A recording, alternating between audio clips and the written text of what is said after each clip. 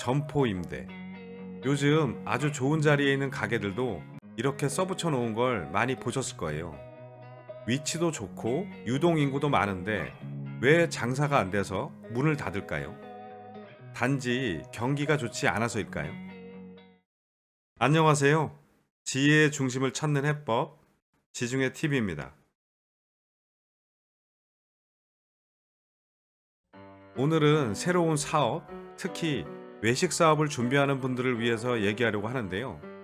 저는 외식 사업도 직접 해보고 컨설팅 회사를 운영하면서 큰 프랜차이즈 회사에서 소규모 점포까지 다양한 컨설팅을 해봤기 때문에 제가 그동안 경험한 것들을 토대로 말씀드릴 테니 참고하시기 바랍니다. 우선 외식 사업도 인생도 마케팅이다 라는 얘기는 들어보셨나요? 우리가 식당을 개업할 때는 맛, 분위기, 서비스 정도를 잘 하면 되겠지 이런 생각에만 머물러 있으면 안 되고요. 더 크게 마케팅을 생각해야 된다는 거예요.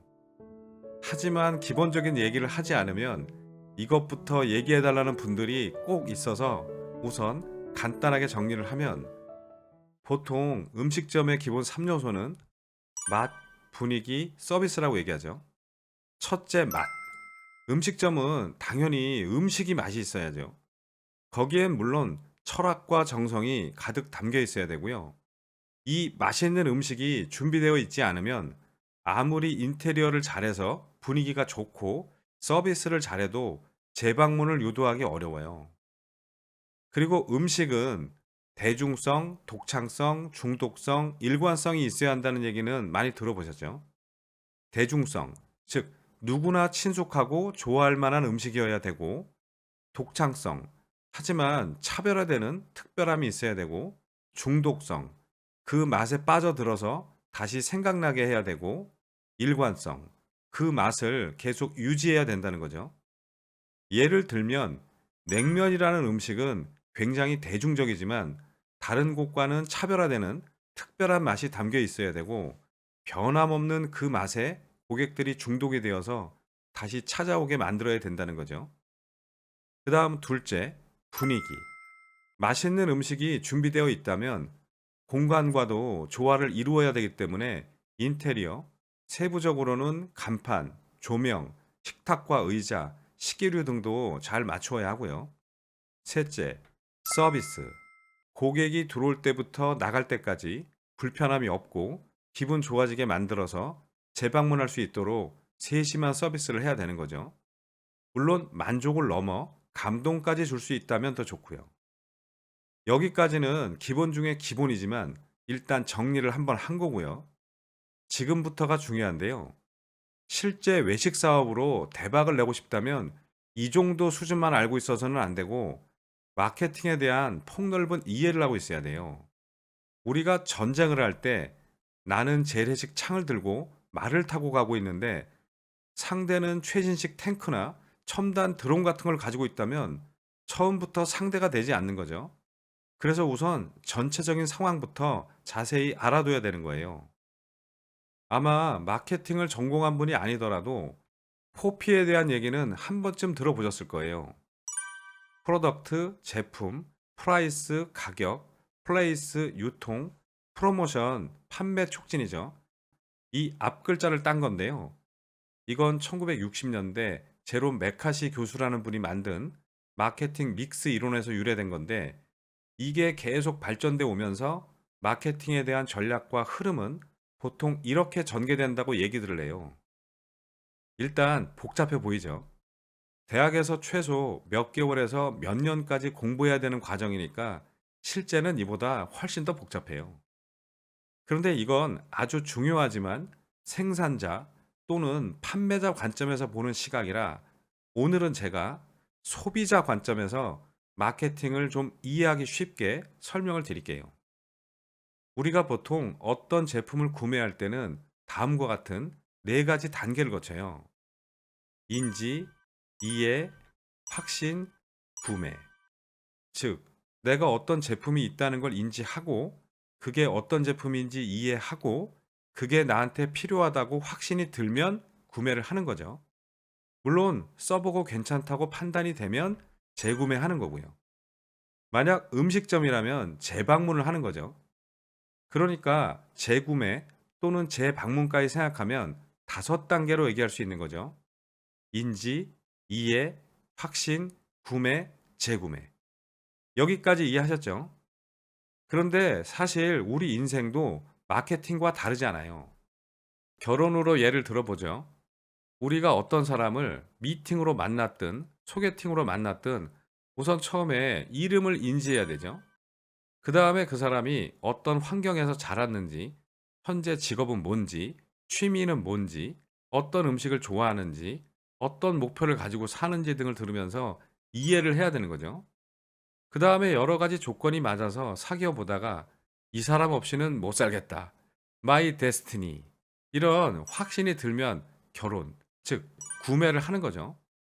그리고 결혼해서 살다가 이건 아니다. 내가 눈이 삐었지. 라고 생각되면 헤어지고 다른 사람을 재구매해야 되는 거예요. 신성한 결혼을 어떻게 제품과 비교하냐라고 하는 분들도 있으실 텐데 과정은 비슷하다는 거예요. 그런데 누군가를 만나서 이름을 얘기하고 직업, 취미, 좋아하는 음식, 인생의 목표를 공유한다고 해서 곧바로 사귀고 결혼하는 건 아니잖아요. 그래서 이 인지, 이해, 확신, 구매, 재구매 사이에 조건들이 있어야 돼요. 즉, 인지한 다음에 이해를 하기 위해서는 흥미가 있어야 돼요. 여자든 남자든 마찬가지인데 그 사람의 외모나 목소리, 기본적인 성품 등 뭔가 내 마음에 드는 것, 즉 흥미가 생겨야 돼요. 그렇지 않으면 이해하고 싶지 않거든요. 그 다음에 이해를 많이 한다고 해서 또 바로 확신이 드는 건 아니에요.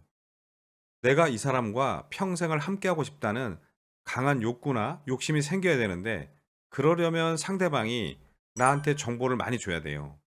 그래야 이 시간을 단축시킬 수 있거든요. 그 다음에 확신이 들었다고 해서 곧바로 결혼하는 건 아니에요. 당장 결혼을 하고 싶은 자극이 있어야 되거든요. 그리고 구매, 즉 결혼을 했다고 해서 계속 행복하게 사는 건 아니잖아요.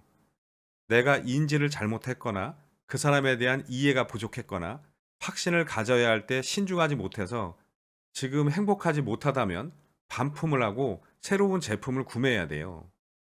그래서 내가 구매한 다음에는 충분히 만족을 해야 돼요.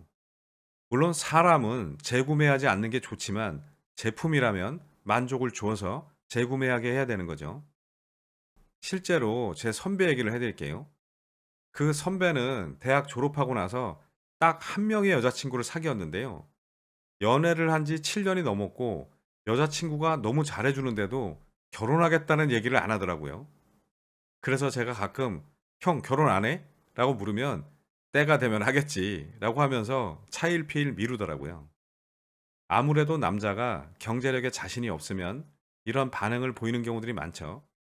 그런데 어느 날 갑자기 저를 보자고 하더니 사귀던 여자친구랑 빨리 결혼을 할 거라고 하면서 저한테 사회를 좀 맡아달라고 하는 거예요. 갑자기 왜 이럴까 하고 궁금했는데 이 형한테 새로운 정보가 들어온 거더라고요. 그게 뭐냐면 그동안 여자친구가 얘기를 안 해줘서 몰랐는데 장인어른 되실 분이 서울 강남에 부동산이 많으시대요.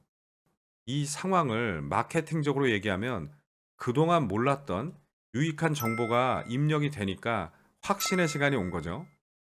게다가 장인어른 되실 분이 만약 결혼을 하면 선배한테 회사는 그만두고 자신의 부동산 관리를 맡아달라고 하셨대요. 예상치도 못한 평생 직장이 생기는 거죠. 이렇게 강한 자극이 오니까 구매의 시간이 광속도로 짧아진 거예요. 물론 아직까지 잘 살고 있다고 하니까 만족스럽다는 얘기겠죠. 종합적으로 정리해 드리면 우리가 어떤 제품을 만들어서 판매하든 외식 사업을 하든 기본적으로 마케팅에 대한 이해가 있어야 돼요. 즉, 소비자들은 인지, 이해, 확신, 구매, 재구매 단계를 거치고 이 각각의 요소들에 대한 시간을 단축시키기 위해서 흥미, 정보, 자극, 만족 등의 조건이 필요하다는 거예요. 그래서 인지를 빨리 시켜야 되니까 브랜드를 연구하는 거고 빨리 흥미를 갖게 해야 되니까 광고나 PR, SNS 등 미디어 연구를 해야 되고 좀 더 구체적인 이해를 시켜야 되니까 고객들에게 전략적인 포지셔닝을 해야 되고, 확신을 빨리 갖게 하기 위해서 추천이나 체험 등을 통해 더 구체적인 정보를 줘야 되고, 확신이 들어도 구매를 망설일 수 있으니까 적절한 가격 설정과 함께 할인 프로모션이나 재미있는 이벤트를 실행하고, 구매를 편하게 하기 위해서 다양한 유통과 판매 방법을 연구하고, 만족을 위해서 좋은 서비스를 연구하고, 재구매를 유도하기 위한 CRM, 이건 커스터머 릴레이션십 매니지먼트의 약자인데요. 체계적인 고객 관리를 해야 된다는 뜻이에요. 이제 전체적인 큰 그림은 이해를 하셨나요? 그럼 이제 다시 음식점 얘기로 돌아가서, 저는 직업이 컨설팅을 하는 일이라서 어떤 식당에 들어가면 마치 탐정처럼 테이블 수부터 세고 재료의 원가나 인건비를 계산하고, 그 다음에 회전율, 그 다음에 서비스의 품질, 전체적인 만족도, 이런 걸 계산해 보는 습관이 있어요. 그리고 새로 생긴 식당은 제가 좋아하는 음식이 아니어도 일부러 꼭 가보는데요. 며칠 전에 우리 동네에 새로운 전집이 생겨서 다녀왔어요. 주변에 고깃집이나 횟집들은 많은데 전집이 생겨서 반갑다고 생각했는데, 한번 가보고 다음에 또 가게 될까? 라는 생각을 했어요. 맛이 없었냐고요? 괜찮았어요. 분위기가 별로였냐고요? 새로 오픈한 가게니까 깨끗하고 좋았어요. 서비스가 안 좋았냐고요? 나름 친절했어요. 그런데 왜 이런 생각을 했을까요?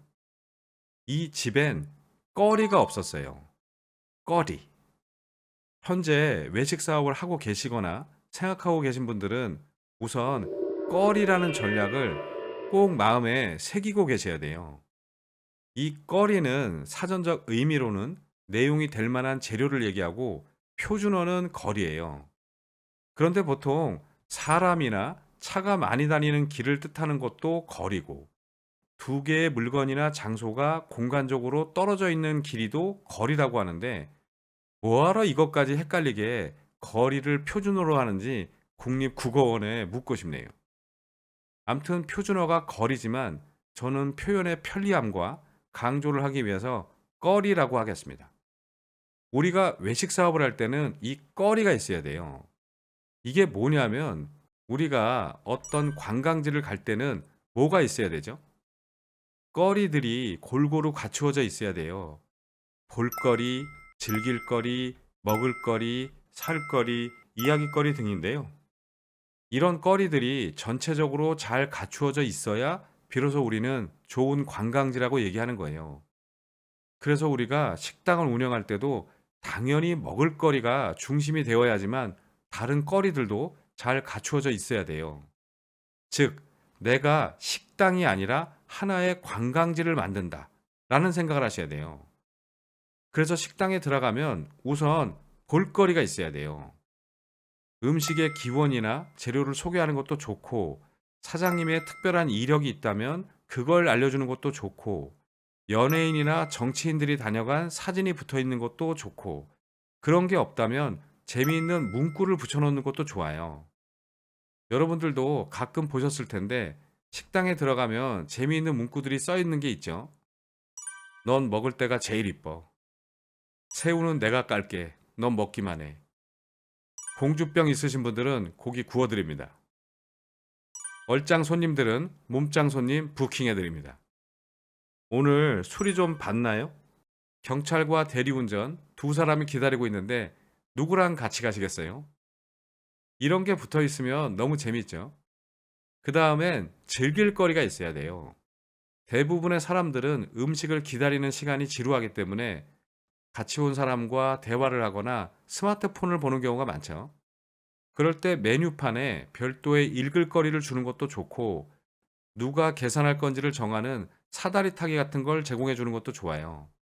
면제받은 사람들은 신나서 좋을 거고, 결제에 당첨된 사람은 열받아서 다음에 또 오겠죠. 그 다음에 먹거리는 음식점의 본질이니까 이건 당연히 잘 만들어야 되고, 나중에 추가적인 설명을 따로 해야 될 것 같고요. 그 다음에 별도로 살 거리가 있는 것도 좋아요. 손님에겐 재미를 주고 업주에게는 부가 수익을 기대할 수 있는 거죠. 그런데 연관성이 있어야 돼요.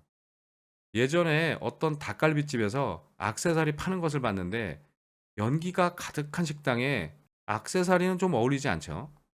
제가 사장님께 왜 이걸 파느냐고 물어보니까 아내가 만들어서 판매하는 거라고 하더라고요. 이해는 가지만 닭갈비와 액세서리는 좀 연관성이 떨어지죠. 그런데 두부 요리 전문점에서 두부 과자를 판다거나 벌꿀 아이스크림 가게에서 토종 벌꿀을 파는 건 오히려 윈윈인 거죠. 그 다음에 이야깃거리가 있어야 돼요. 브랜드에 담겨 있어도 좋고, 식당 창업주의 감동적인 얘기가 있어도 좋고, 또 손님들과 커뮤니케이션을 많이 하는 것도 좋아요. 여러분들 욕쟁이 할머니가 하는 식당, 욕쟁이 할머니 국밥집, 욕쟁이 할머니 보리밥집, 욕쟁이 할머니 포차가 왜 장사가 잘 되는지 아세요? 당연히 오랜 세월 노하우가 있어서 맛있기도 하지만 욕쟁이 할머니가 고객들과 커뮤니케이션을 많이 하기 때문이고, 손님 입장에서는 오랜만에 욕을 먹었기 때문에 다른 데 가서 이야기할 거리가 많은 거예요. 물론 욕쟁이라고 붙여놨는데도 장사가 안 되는 집들이 있는데 그건 설정이라 욕이 어설프기 때문이에요. 이해를 돕기 위해서 몇 가지 사례를 더 얘기하면, 예전에 서울 강남 신사동에 아주 작은 빵집이 하나 있었는데요. 아침부터 줄을 서는 집이었어요. 저는 빵을 그다지 좋아하지 않지만 그 집 바게트는 자주 사다 먹었는데요. 왜냐하면 프랑스 아저씨들이 와서 빵을 만들었어요. 프랑스는 빵, 특히 바게트는 알아주잖아요. 그렇게 프랑스 사람들이 직접 와서 빵을 만드는 게 보이니까 마치 제가 한국에서 프랑스 현지의 빵을 직접 사 먹는 것 같은 느낌이 드는 거죠. 그럼 이 빵집의 꺼리는 뭐죠?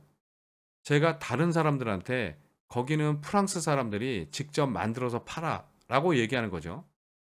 그 이야기거리를 통해서 고객들이 저절로 홍보대사가 되는 거예요. 그런데 지금은 프랑스 대형 회사들이 한국에 들어와서 이제는 좀 희소성이 없어졌죠. 그리고 제가 오해가 있을까봐 구체적인 식당 이름까지 얘기하지 않으려고 했는데, 속초에 가면 봉포 머구리집이라는 아주 유명한 식당이 있어요. 물회가 대표 메뉴고 일반 회와 성게 비빔밥, 멍게 비빔밥 등도 파는데, 우선 봉포 머구리라는 이름부터 재미있죠. 봉포는 강원도 고성군과 속초시의 접경 해안을 일컫는 항구와 해수욕장을 뜻하는 거고요. 머구리는 잠수부와 같은 말인데요. 일대 창업주께서 30년 동안 머구리로 일하셨는데 바다에서 직접 잡아 올린 싱싱한 해산물을 손님들에게 대접했으니까 당연히 인기가 있었겠죠. 저는 속초에 갈 때는 이 집에 꼭 들르는데요. 같이 가는 사람이 처음 방문한다면 저는 이렇게 얘기해요. 이 집에 전시된 머구리 장비들을 보여주면서 여기 초대 사장님이 잠수부셔서 다 직접 잡아서 주셨대. 이렇게 이야기할 수 있는 거리가 있는 거죠. 이제 거리라는 게 어떤 개념인지 좀 이해가 되시죠? 그런데 이런 건 어떤 책에도 없는 특급 전략인데 유튜브로 공유해도 되나라는 생각이 드는데요.